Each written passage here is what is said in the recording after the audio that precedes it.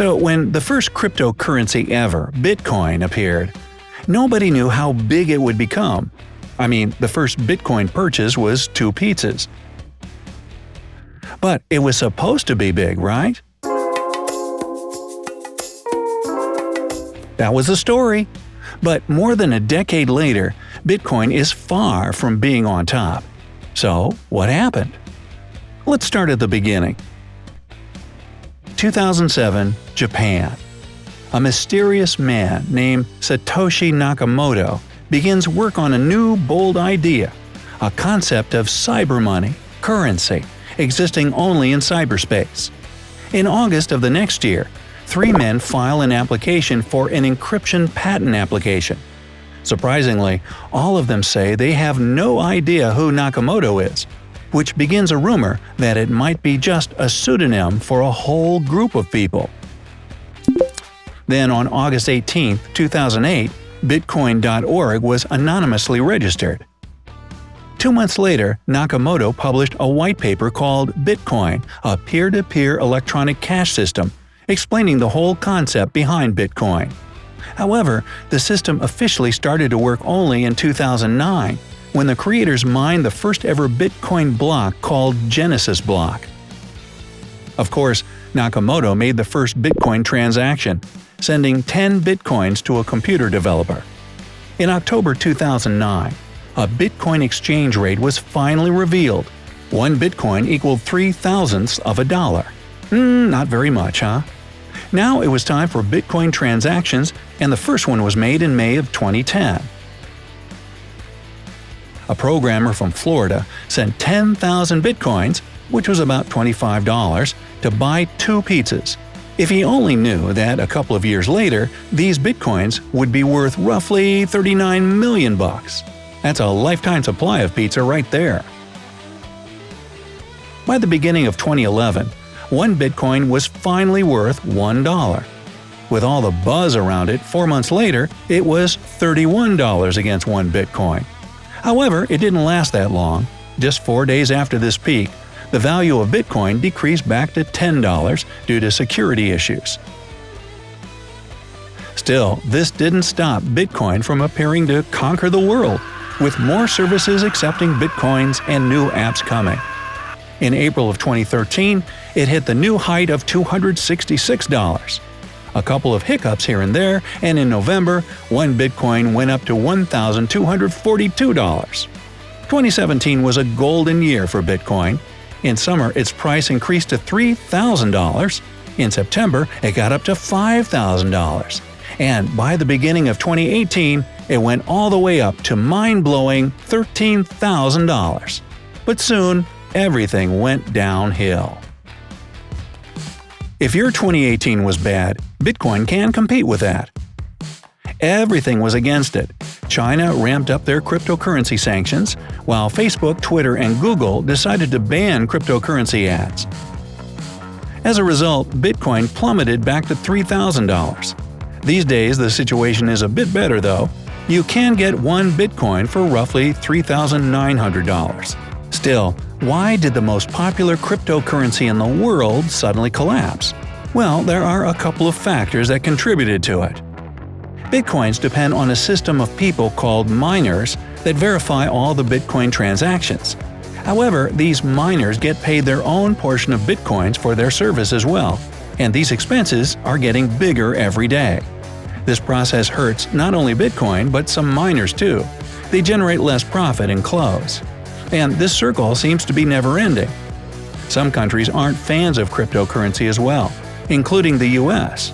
In 2018, the US Securities and Exchange Commission made it clear that the operators of 2 initial coin offerings must pay fines and restitution because they broke the law by selling unlicensed securities. And, as you might guess, this doesn't make investors any more excited about buying Bitcoin. Analysts also have another theory about Bitcoin's fall: the division within the cryptocurrency community. You see, Bitcoin can only process a certain number of transactions per second, and not everybody is happy about it. In 2017, a faction of the cryptocurrency community developed Bitcoin Cash, an alternative version of Bitcoin. And, naturally, numerous investors chose Bitcoin Cash, which allows them to make transactions way faster and improve their work. It got so popular that today, one Bitcoin Cash values around $158. Just imagine how many investors original Bitcoin lost. So yeah, there are many theories on why Bitcoin keeps on falling, but no definite answers. And it's not surprising, it's a very confusing thing. It's far from being stable now, so you basically buy a lottery ticket when you decide to invest in it, and your lottery odds might be better. Of course, with the fall of Bitcoin, other cryptocurrencies started to become more and more popular. Today, anyone who wants to get into cryptocurrency has plenty of options to choose from.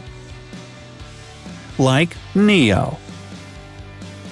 NEO was originally called Ant Shares and was developed in 2014 by Da Hongfei. This is the largest cryptocurrency coming from China, which got people talking since China doesn't approve the whole idea of the cryptocurrency market. NEO reached its all-time peak back in 2017 when it valued about $162. Today, however, it equals only a bit over $9 for one token. Monero. This is an open-source cryptocurrency that first came to market in 2014.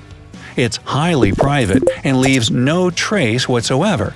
And that's why it has so many dedicated fans that donate their money for its further development. However, there is a dark side to this cryptocurrency as well, as its exceptional security measures allow buyers to use it for bad purposes. Developers try to make the situation better though, and nowadays one Monero equals a bit over $54. Litecoin. So Litecoin was created back in 2011 by a former Google engineer, Charlie Lee. It's one of the first cryptocurrencies launched, and is even called a silver to Bitcoin's gold.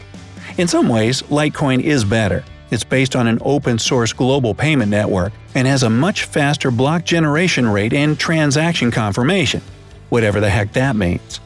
Right now, one Litecoin is worth almost $59, and developers continue to do everything they can to make it even more popular and accepted. Dash. Dash, or as it is often called, Dark Coin, was developed in 2014 by Evan Duffield. It's basically a more private version of popular Bitcoin. When you use Dash, your transactions are almost impossible to trace, so you don't have to worry about your anonymity. And this factor attracts numerous users who choose this cryptocurrency all around the world. At the moment, the value of Dash is around $90 though. Ethereum. Ethereum is a whole platform run on its own unique token called Ether. The pre-sales for Ethers was launched in 2014, and the platform itself started working in 2015. According to the platform description, you can use Ether to trade, secure, and codify almost anything. In 2016, Ethereum split into Ethereum and Ethereum Classic. Wow, just 2 years and you become a classic? Now, everyone who's interested in this platform can get one Ether for roughly $137. But even with all these different cryptocurrencies around, the market is still not very stable. So, can cryptocurrency actually survive the crisis and become the basis of our future economy? Nobody knows for sure. Bitcoin advocates say that the number of things you can buy with cryptocurrency grows faster and faster. Of course, it's still not enough to become very common, and the small supply and uneven distribution of cryptocurrency shows that this is still a thing for a small group of interested people. Government regulations of cryptocurrency are also highly important. The more countries accept it, the more comfortable cryptocurrency investors feel, and more countries are starting to look into it. However, one thing still remains a huge concern: security. Even though some cryptocurrencies like Monero have high security standards, Others can be pretty vulnerable against any type of cyber attacks. Bitcoin, for instance, was already hacked several times, adding to investors' jitters. And all these times were followed by the serious decrease of its value. So, security is certainly one of the main problems the cryptocurrency market has to solve for Bitcoin to survive and prosper. So, the future of the cryptocurrency market appears to be pretty vague. There are some predictions, though. Specialists say that Bitcoins can lay a great foundation for countries with a weak national currency, especially considering the fact that nobody has direct control over their price. Others are sure that cryptocurrency is going to fail because of its instability. But some people still believe in a happy future for Bitcoin. For example, Tim Draper, billionaire investor, who gave a bold prediction that one Bitcoin will achieve the value of $250,000 by 2022. On the other hand, someone once said, economics exists to make astrology more respectable, which means simply, who knows?